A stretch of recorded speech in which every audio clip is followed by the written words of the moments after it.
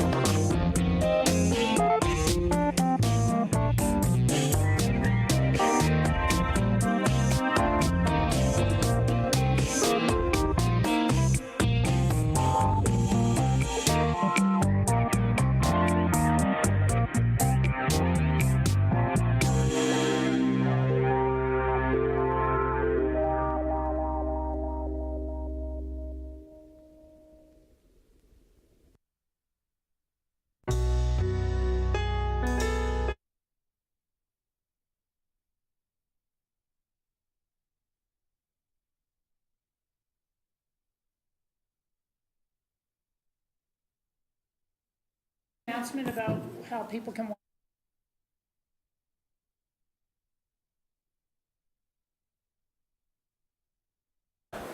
Welcome, everyone, to the Aspen City Council work session of June 1st. Half the year's over. It's kind of amazing once this month's done. We are having a little bit of technical difficulties and have ordered some new equipment. It's not in yet in terms of our ability to broadcast. I'm going to let Pete talk about where we are available for people to see or review this meeting. Thanks, Mayor. Yeah, for those that are interested in watching online, there's both the Grassroots Channel 11 as well as the Aspen City Council YouTube site that you can look us up on. Okay, thank you. And we will be getting the rest of the system ready for next week's meetings, but fortunately we don't have too much on the agenda for this one.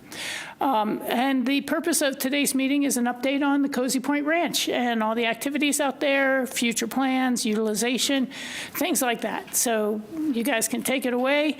Before you do that, Mayor, may wait, just yeah. interject briefly. I'm going to let Councilmember Benedetti explain. She is related to somebody that has a relationship with Cozy Point, and we discussed it this afternoon. And while I don't think she has any conflict with this particular discussion, to the extent any decisions are being made with respect to certain aspects of the Cozy Point operation, she may have a conflict. So we've discussed that. Thank you. She may want to make a statement. Thank you for catching me. Thank you. For transparency, my sister works for the Farm Collaborative, which is a tenant at Cozy Point. Thank you for that. And just for clarity, she is not a member of the board. Not a member of the board, nor a director. Okay, that helps. All right, we'll let you guys take it away. all right. Just going to share my window here.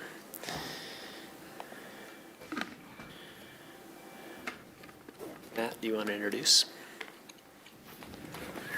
Sure. Thanks for having us tonight. My name's Matt Kuhn. I'm the Parks and Open Space Director. And with me here is... Nick Oliver, Cozy Point Ranch Supervisor. Thank you, Nick. John Spees, Senior Open Space and Natural Resource Manager. Mike Kunte, Landscape Architect and Construction Manager. Thank you. All right, so per the mayor's request, we're here tonight to give a little update on how things have been going out at Cozy Point Ranch, what we're up to, what we've accomplished, and what's sort of next on the horizon. Oh, sorry, hold on one sec. Okay, all right.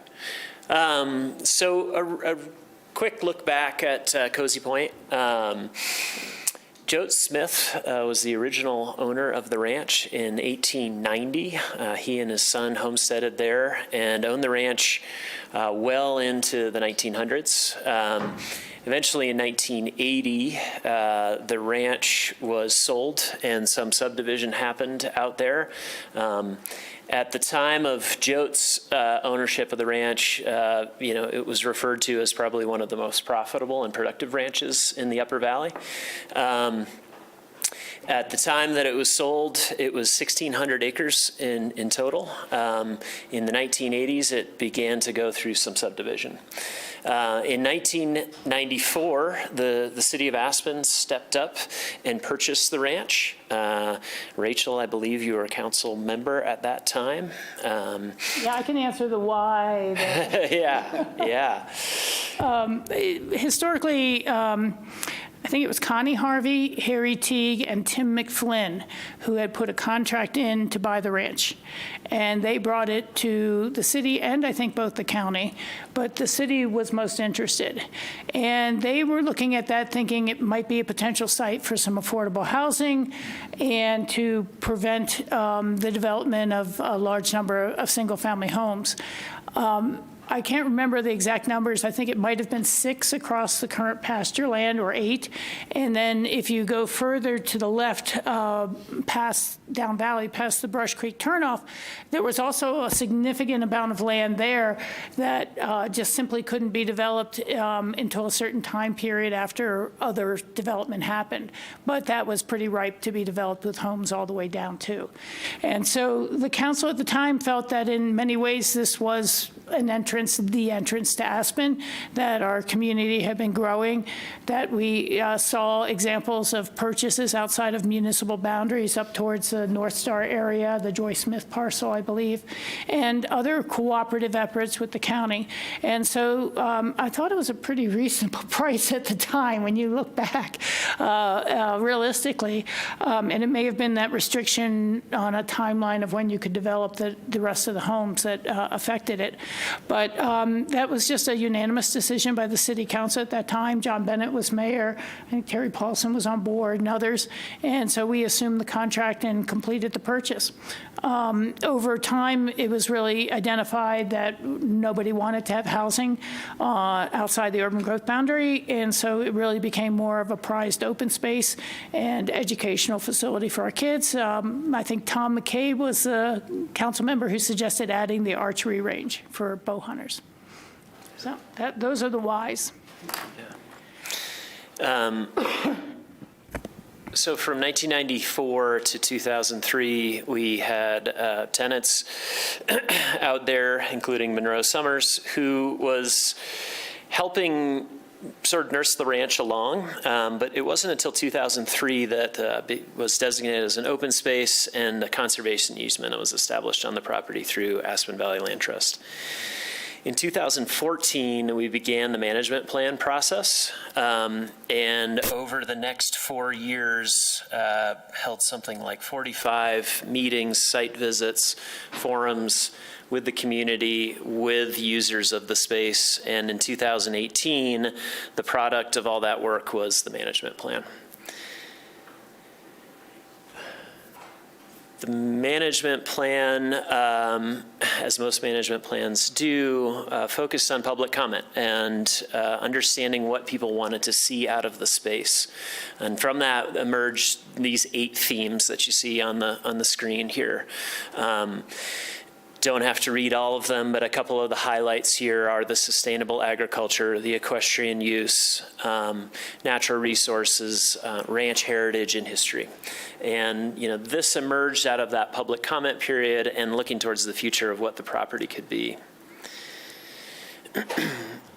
From that public comment and from staff's work, the following ranch vision was established, and I will read this. Preserving our valley's ranching heritage and fostering ecological and community health through innovative management approaches that provide locally grown food and enhance equestrian, agricultural operations while connecting the community with the land. That was the vision statement that came out of this management plan. So what's happening today? What sort of value does this bring to the community?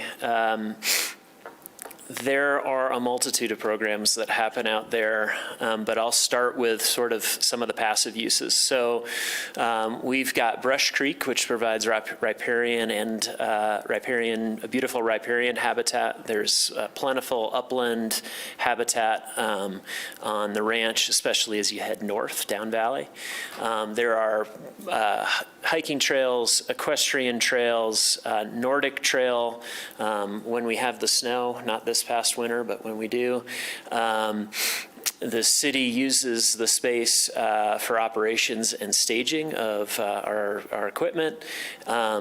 There are all of the agricultural uses that are happening, both big and small. So on the food production side up to the hay production side. We host a number of campers each summer. Today was the first day for both Cozy Point LLC and the Farm Collaborative. The numbers there are 4,500 campers a summer. So 2,250 per leasee. That doesn't cover any of the programming that happens through the schools, which the Farm Collaborative brings out groups. Cozy Point LLC has riding academies, as well as the year-round boarding that happens there and lessons. And just to double check your numbers, you said 4,500 campers? Per summer, yes. Summer. Yeah. And you said 2,250 per? Per lessee, yeah. Okay, Yeah. thank you. And they both run about 10 weeks. A Farm Collaborative, I think, is 11 weeks, and Cozy Point LLC is a 10-week. And those are not overnight camps? Camping. No, this is Okay, this I is just day want to camp. clarify, that This is yep. summer camp. This is Help summer them take care camp. of our youth, give Yep. them something to do. Yep. Very good. Yep. And to be clear, there are campers that do multiple weeks there. I'm sure. So this is, not a singular Because we use. have multiple parents who work 2 jobs. Exactly. The Farm Collaborative recently opened a building. They've got this fantastic new market out there where they're selling local goods, both produced in our valley and beyond from Paonia, et cetera. And it's home to a historic structure. The Red Barn there was built in the 1930s. That's actually listed on the Pitkin County Register of Historic Places. And then on the bottom right there, there's sort of a funny picture that nobody can really understand, but we run a variety of trainings out on the ranch just because of the space. And this one in particular is large animal rescue. So we've got the Aspen Fire Protection District there learning about how to rescue large animals in case of wildfire, how to move them safely. Nice. Just this past week, we ran a training out there for wildland fire and fuels reduction, and that was put on in conjunction with the Aspen Fire Protection District. So it really serves a lot of uses. And with that, I'll hand it over to Mike to talk about a few things that have been happening lately. So Cozy Point Ranch, we have this broken down into several projects. It's a pretty large and significant parcel. And so I'm going to run through 2 projects, and John will also share a couple of his projects that he managed out there. The first one I'd like to talk about is we call it the Cozy Point Ranch Grading and Drainage Project. And I just on biking over here, I realized that I I omitted an image that looks from the highway up towards Brush Creek. And what's interesting about that view that all of us have seen is that where the Brush Creek Metro District is, those hills, there's a large watershed that essentially comes across Cozy Point Ranch parcel and into Brush Creek. And what that had been doing is creating problems for many years. This wasn't something that just happened. In fact, what John was speaking about with the timelines, since the city acquired the parcel, it was nearly 30 years that had passed before establishing a proper management plan.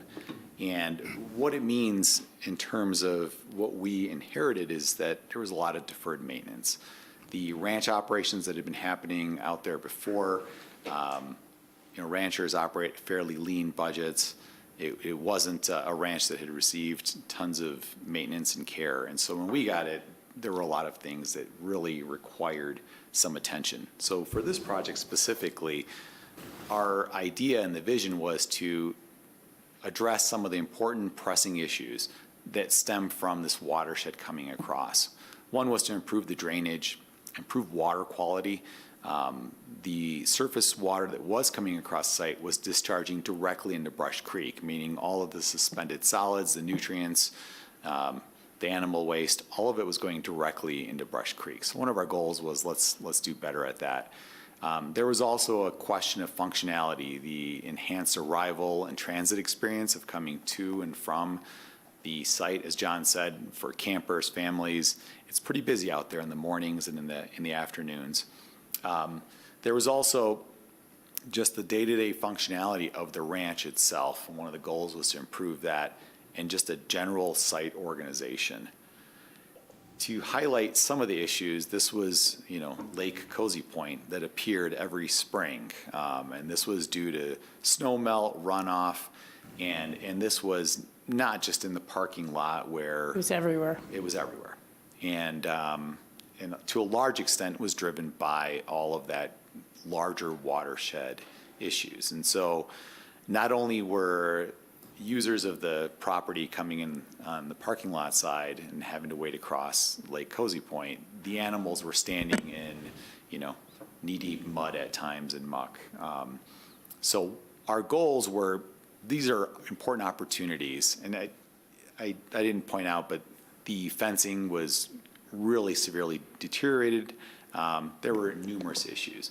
So this photo was taken fairly recently, and all of the water that's coming across from the right, from the Metro District, is intercepted. There's underground infrastructure. We worked with engineers.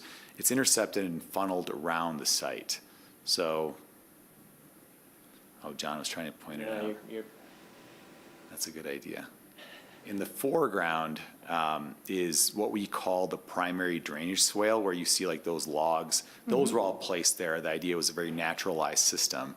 The entire parking lot in the site is composed of bioswales that feed into that primary drainage swale that then goes around the site before discharging into Brush Creek. So there is no more direct discharge into the creek itself. Instead, the site, when you look at it a step away, it's much more organized. All of the paddocks have been updated, replaced. These are all built with steel rails, things that can withstand, the test of time and the amount of man hours that are required to keep the ranch operating. There are horse watering units that are distributed throughout the site that just help day-to-day operations. Before those, Nick was running around with heating elements to try to keep the horses hydrated in the winter times and prevent them from freezing. And this is an image of the primary drainage swale, and it's doing exactly what it was designed to do. There are a series of weirs that the water builds up and then it spills over. If there's more, it builds up and spills over into the next drainage area. And it's all working in exactly as designed, exactly as anticipated. We're seeing a lot of the revegetation efforts are thriving there.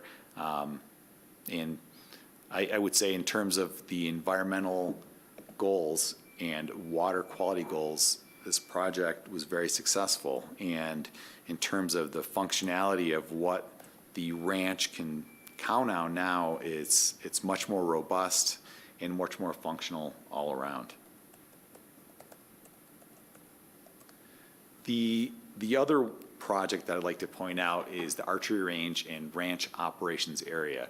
And that's kind of a mouthful, but what it refers to is over at the archery range, there were pretty serious issues happening. And I am going to go through these. There was parking at the one area that was fairly informal, in a lot of ways was encroaching into some of the native areas. The manure composting, all of the manure that's generated from the ranch, the composting operation was happening immediately adjacent to this public amenity. It was not the most welcoming experience coming into the archery range.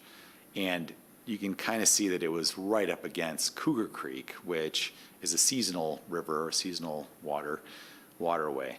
There was no setback. The ranch operations there were materials being stored in the native areas. There was a trail that led to the archery range that was severely compromised. It did not meet accessibility standards. And the archery range itself had limited functionality, shading, and all of those things were questionable.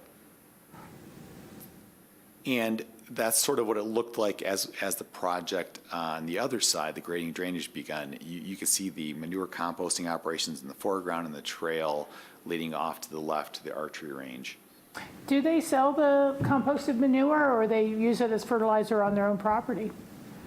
We use it on, so the manure and compost is mixed there on site and then respread on our fields and Cozy Point South. That's good use. Yep. So we developed this vision for how to reimagine the archery range and how to consolidate all of the operations yard in a responsible way. We submitted for a grant to CPW and received that grant funding. So to a large extent, we partnered with them, but they carried the largest financial burden in this project. This involved everything from consolidated parking operations, creating a voluntary setback from Cougar Creek that also intercepted water through a bioswale before discharging into the creek, and a fully upgraded archery range that's accessible. We reused a lot of materials that were found. Those concrete blocks were along Brush Creek. We reused things like spools and leftover logs. Nice. A little bit of a delay here. And that's kind of what it looks like. I don't know if anyone's had the chance to go see it, but pretty happy with the way it turned out. The spools that are lined up in the front, a lot of archers like to put their bow cases on there, and that's where they tune and work on their bows. The concrete blocks have become benches. So Nice. a nice sort of adaptive reuse or upcycling of material. This is, it's still growing in, but this is the operations yard. And it's a little bit difficult to tell from this perspective, but on the right-hand side, where the fence line is, there's a bioswale that funnels all the water down to the end before it discharges into Cougar Creek. And on the left is a pretty high berm that creates a separation between operations and what is publicly accessible. So, adjacent to the operations yard is this scene where you walk down to the archery range without even knowing that you're next to a manure composting and ranch operations area.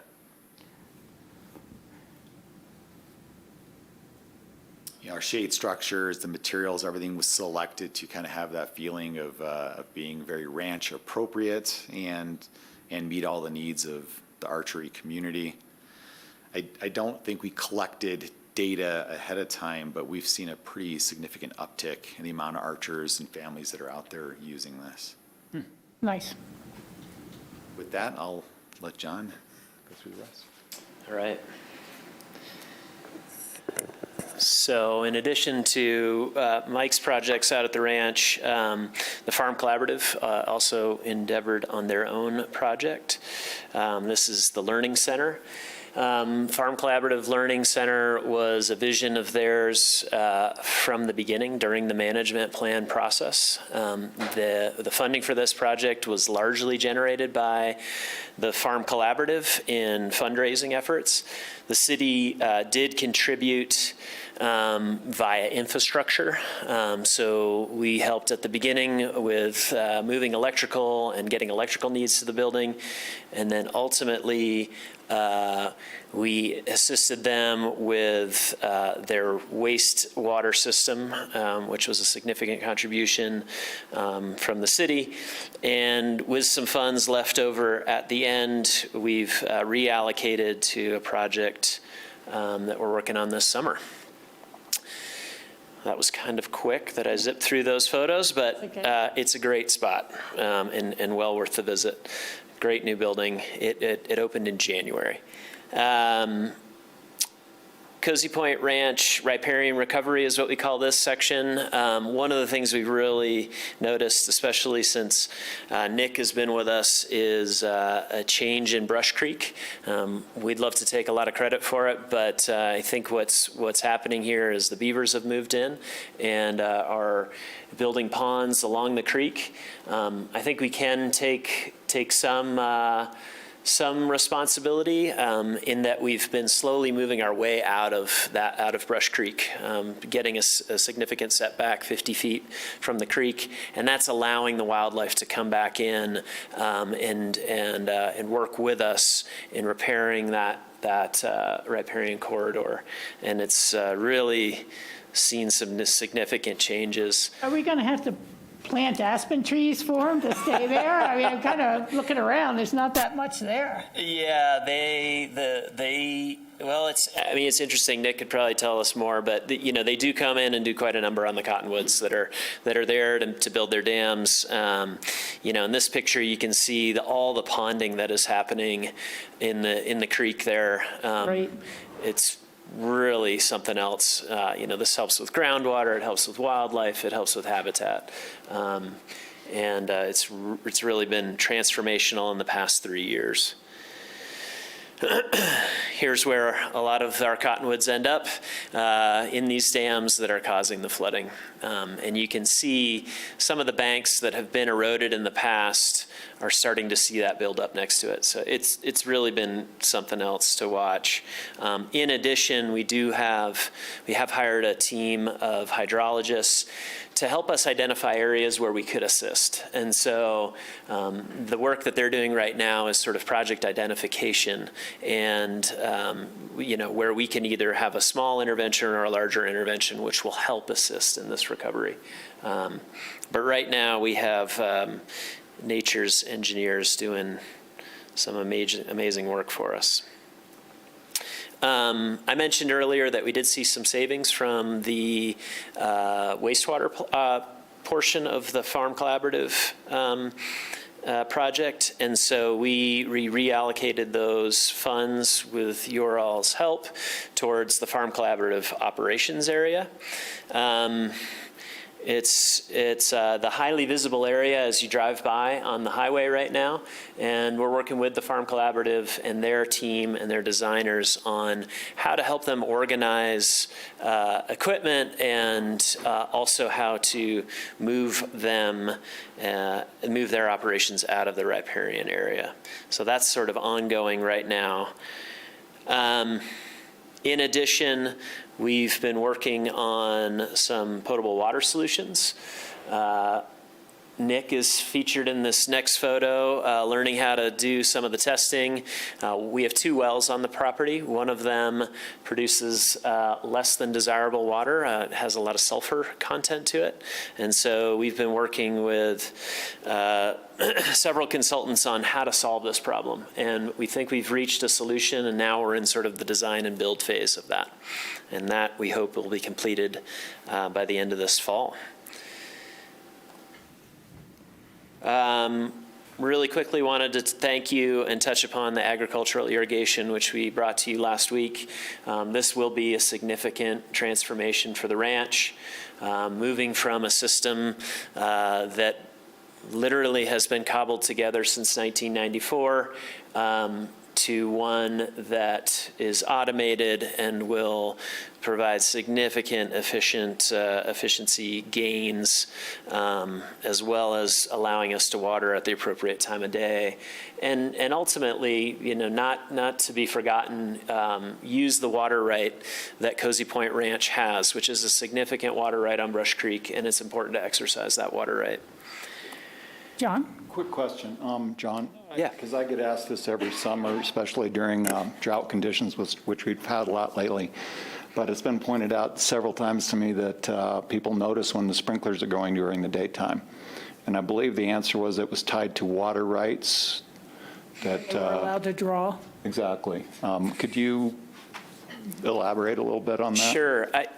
I think it has less to do with the water right and more with the way the system worked. And so it was really heavily reliant on manpower. Mm-hmm. And so what they were, in order to manage and move the water, it was almost a 12-hour day. So they would be manually moving these guns across the property to get that water on the acres of hay production fields that we were looking to get the water on. And so they would start at 6 in the morning and work until 6 at night to move that water. What we all proposed and you all approved is this new automated system where essentially you pull that reel out at 6 p.m. and it pulls itself back at a slow pace from 6 p.m. until probably 2 or 3 in the morning, spreading water on the fields in an automated way.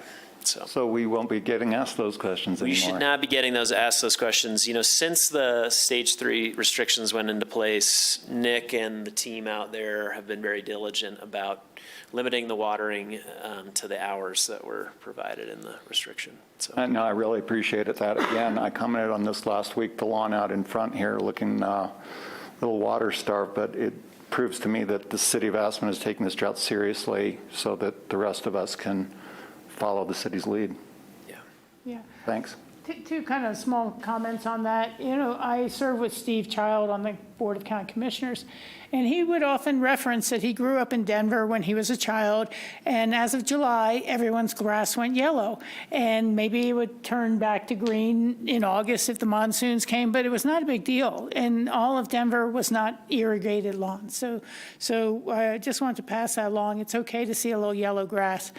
The second is I have forwarded a letter to my council colleagues, which staff has already received, that I kind of had an update from Andy Mueller of the Colorado River District on Friday of last week. And he said that these conditions are perhaps more severe than we realize in our daily lives here, and that the historic user pools have not filled this year, and this is the first time Green Mountain and Woolford and those reservoirs have not filled.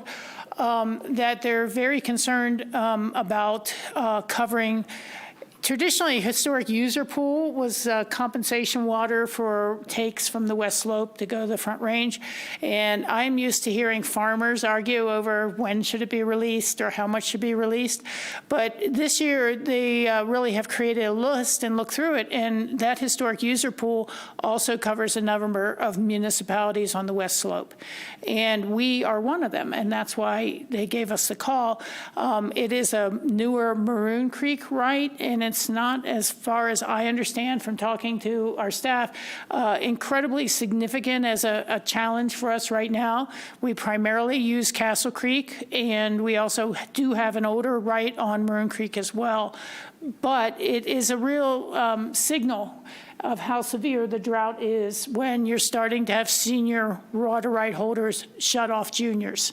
And the senior water right holders are, of course, right outside of Grand Junction, irrigating the mesa and all the ag producers there.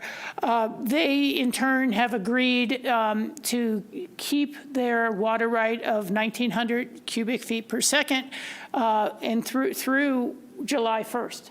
so that farmers can get their first cutting of hay, things like that. And then they're going to drop it voluntarily to 1,400 feet.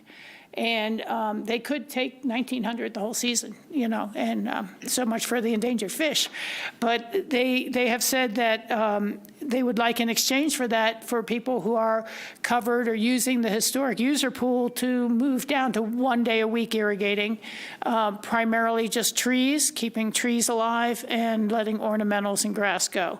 And so again, I don't think we're really falling entirely under that rubric right now, but this is just important to realize how severe the drought has been. The historic user pool has always been the insurance policy. And to hear them say it's not filled and it's not going to really be able to cover other communities' takes from the larger Colorado River system as of July 1st, at least under current conditions. So these are good. We're getting to more water efficiency, and these are just important items. And the water will go farther when it's sprinkled at night, not in the heat of the day. That's right. That's right. So thanks for your work on that. And that was just kind of new news for all of us. One final thing I wanted to touch on is that looking to the future, we will begin a management plan update for Cozy Point Ranch. We try to do these every 10 years. Cozy Point Ranch was originally done in 2018, so it's that time. And we'll be looking once again for public feedback, reaching out to the community to understand what sort of uses and what the future would hold for Cozy Point. Thank you. That's it.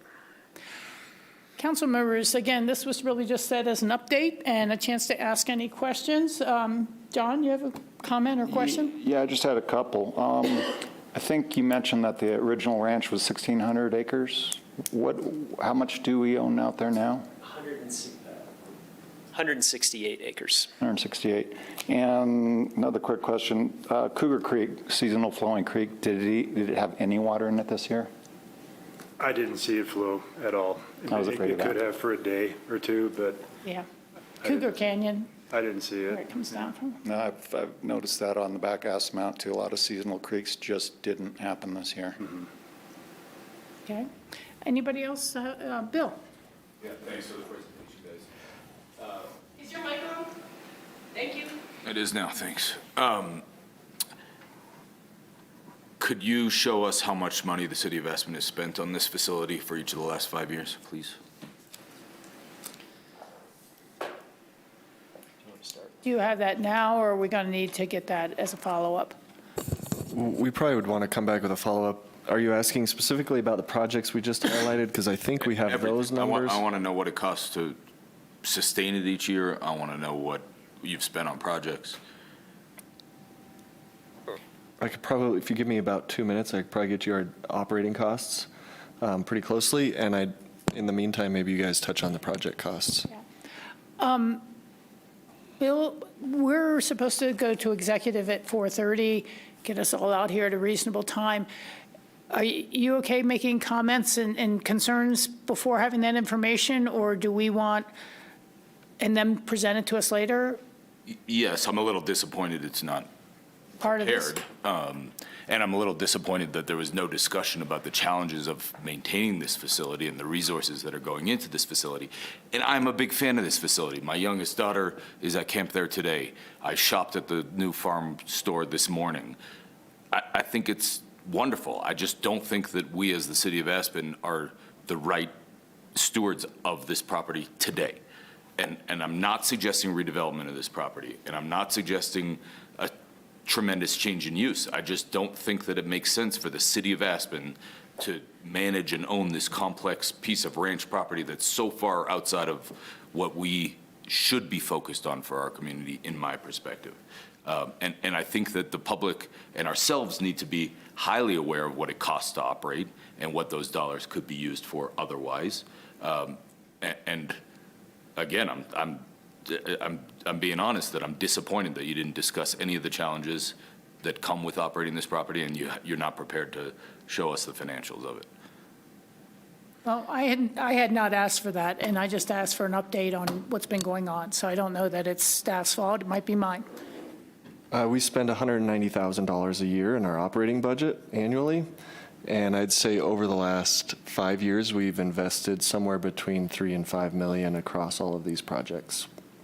And that 190,000 is net of all rent we receive from The, tenants that are on the property? the, Net those are not, carrying costs? those are our expenses. From a revenue perspective, it's fairly modest because of our tenants and the lease structures that have been established for that. And so I would say that count revenue out. Yeah, okay. And 190,000 is inclusive of all labor, all this hay production. Correct. All of the hay production, all of that is performed by the lessees. And so the one staff member we have is Nick. He's out there full-time. John, myself, Mike, we all support incidentally, as well as other natural resource staff. But it's negligible. It's one employee. That accounts for a good chunk of the budget. And then from a materials and supplies standpoint, about $100,000 a year. So. Yeah, if we could get more detail on that as a follow-up, I think we'd all appreciate it. And perhaps this is a larger discussion to have when we get to budget season and we're looking at this. Because for me, I'd love to see this in context of some of these other large properties or facilities that we have to spend in maintenance and just, give us a rough idea. John? I did have one more quick question, because I think the public would like to know the answer to this as well. And I think I know the answer. Is there any possibility of housing out at Cozy Point on the property, or is that a non-starter because of the conservation easement?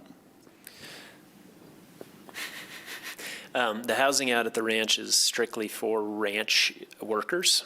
And so currently on the ranch, Cozy Point LLC has employees that live on the ranch, and the Farm Collaborative has seasonal employee housing on the ranch.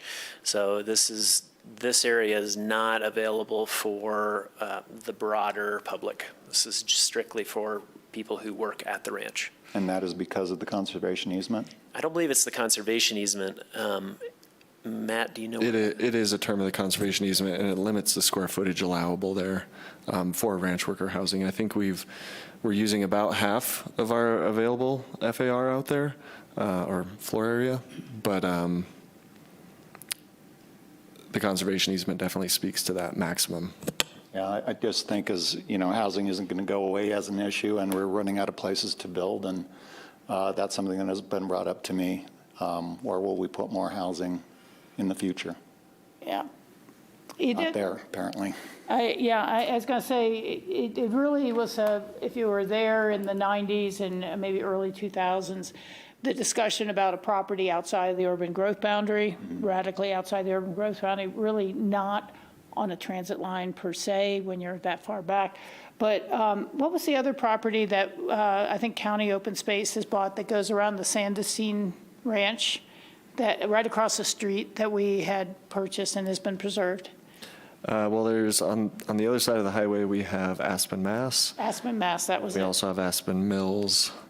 Yeah, those properties were looked at, again, very seriously as well for housing. And, overall, between the county and others, it was like, no, we want to respect the urban growth boundary. We don't want to start sprawling it out that far. And frankly, even when the decision was made to 4-lane Shale Bluffs, infrastructure for additional water or sewer from that area was not included because they did not want to see urban sprawl as a community.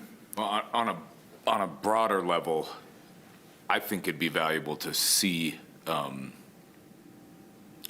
report about all of the city's various land holdings, particularly outside of the urban growth boundary. And I think that we, at the very least, but perhaps there needs to be some broader feedback, need to have a discussion about what the utility of these various holdings are.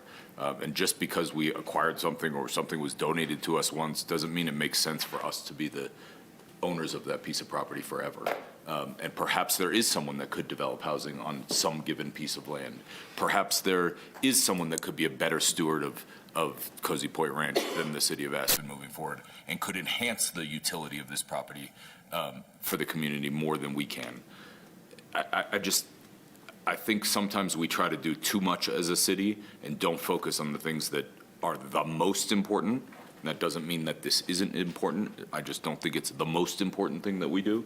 And I don't think that we have broad conversations frequently enough about how to focus our energies and focus our resources. So I'd appreciate a follow-up on a breakdown of what we have that's outside of the city limits and what the current use of that property is, why we own it, and so that we can be set up for a future discussion about whether or not it makes sense to continue owning this. I think that would be a valuable discussion. I have seen that sort of report in the past of what we have. I think that when you get to out-of-city limit holdings, you're going to find a lot of them are partnerships, and we were just a contributing partner to a larger project as opposed to outright purchases or something. But I think I'm open to having the conversation.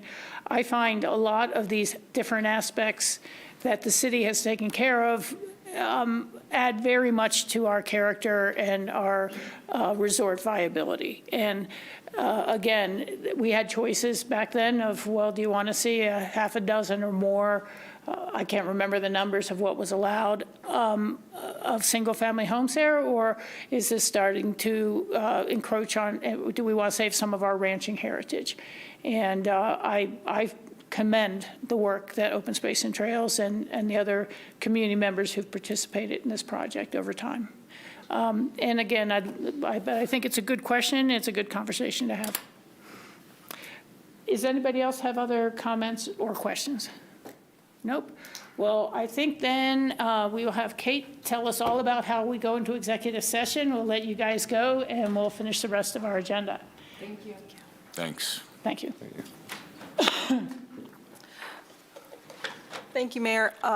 We did set a special meeting to begin today at 4:30 p.m. Because it is a special meeting, there is the traditional sort of initial steps we need to take, which is a call to order roll call. And we do have to open it up to citizen comments. So if you could just maybe call the meeting to order, ask for roll call, and ask for doing it public without a comment, script. then we'll get to the next one. I will call the meeting to order. Mike, will you call the roll, please? Councilor Benedetti? Yes. Councilor Doyle? Yes. Councilor Guth? Yes. Councilor Rose? Here. Mayor Richards? Here. I will open the meeting up to public comment. Is there anyone here or online who would like to make a comment? There being none, I will close the public comment section. Thank you. Mayor and Council, we have requested an executive session tonight pursuant to Colorado Revised Statute, Section 24-6-402, subsection 4A, the purchase, acquisition, lease, transfer, or sale of any real, personal, or other property interests. Subsection 4, subsection B, conferences with an attorney for the local public body for purposes of receiving legal advice on specific legal questions. And subsection 4, subsection E, determining positions relative to matters that may be subject to negotiations, developing strategy for negotiations, and instructing negotiators. The specific item of discussion involves the following: Theater Aspen's lease terms and negotiations related to Theater Aspen's request for authorization to build a permanent structure, conferences with the city attorney to provide legal advice associated with the use of city open space for Theater Aspen purposes. Great. Thank you. Is there a motion to go into executive session based on the citations from our attorney? So moved. Second. It has been moved and seconded. Mike, will you call the roll, please? Councilor Benedetti? Yes. Councilor Doyle? Yes. Councilor Guth? Yes. Councilor Rose? Yes. Mayor Richards? Yes. Thank you. And as is usual, there is no further business on the agenda, so both meetings will be convened out of electric pass, and a recording will be held by the city clerk for no less than 90 days. So thank you. Thank you very much.